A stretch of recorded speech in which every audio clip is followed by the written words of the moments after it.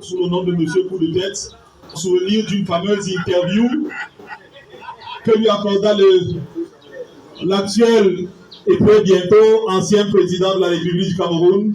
Mesdames et messieurs, faites un vrai triomphe cette fois-ci pour celui qui a inspiré des générations entières de journalistes, Monsieur Éric Tchingé.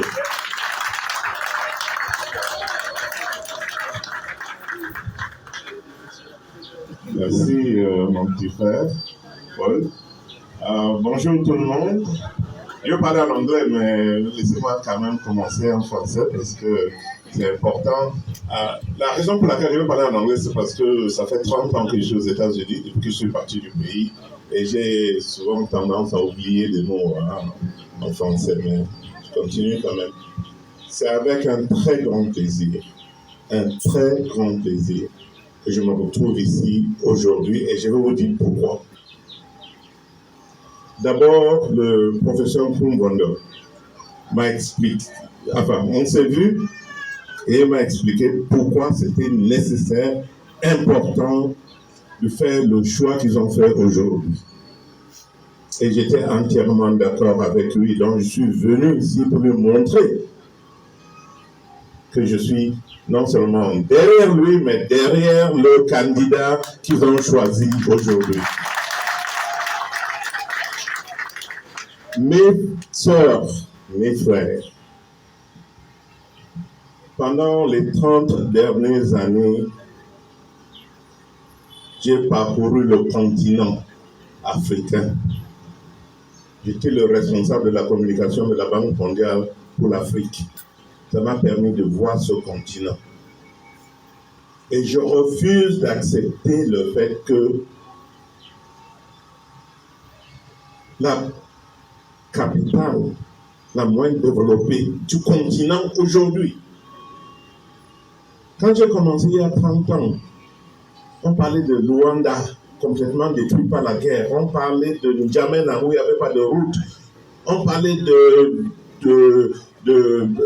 Cotonou, il n'y avait rien. N'en parlons pas de Kigali et ainsi de suite.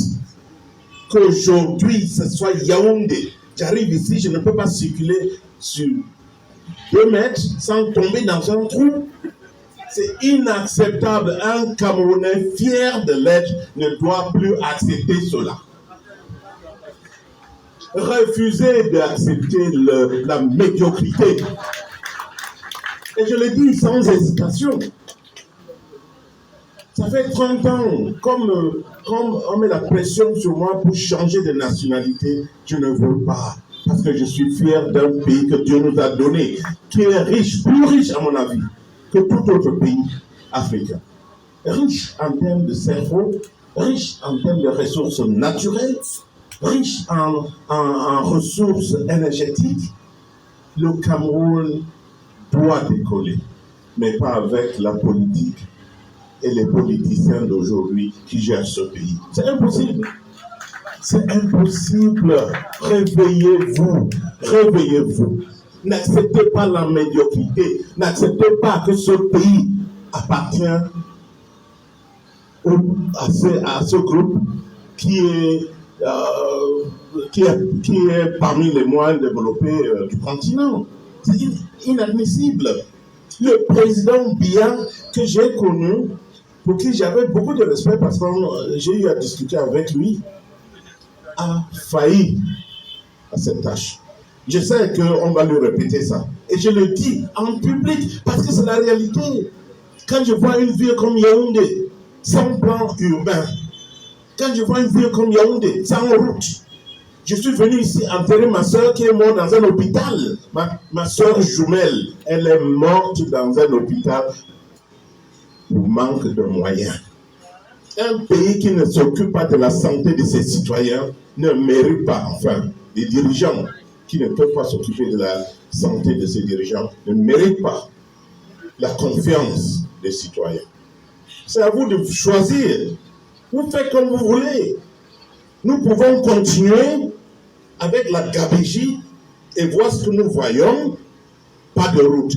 L'éducation, à un moment donné, quand je suis parti de ce pays pour aller étudier aux États-Unis, j'étais parmi les meilleurs. Et le groupe de Camerounais, on était parmi les meilleurs aux États-Unis. On nous demandait, mais comment vous avez fait? Vous venez d'Afrique? On nous posait tous ces questions. Où est partie la qualité de notre éducation? Où est parti cela? Où est la santé? Où sont les routes? Quelle est cette économie qui ne crée pas d'emploi? Il y a beaucoup de jeunes universitaires que je rencontre tous les jours. Pas d'emploi. Ils sont derrière sur les mototaxis. Mais c'est inimaginable. Les ingénieurs, les médecins, tous n'ont pas de quoi se nourrir dans un pays qui s'appelle le Cameroun avec tout ce que nous avons. En tout cas, je vais m'arrêter là. Parce que j'ai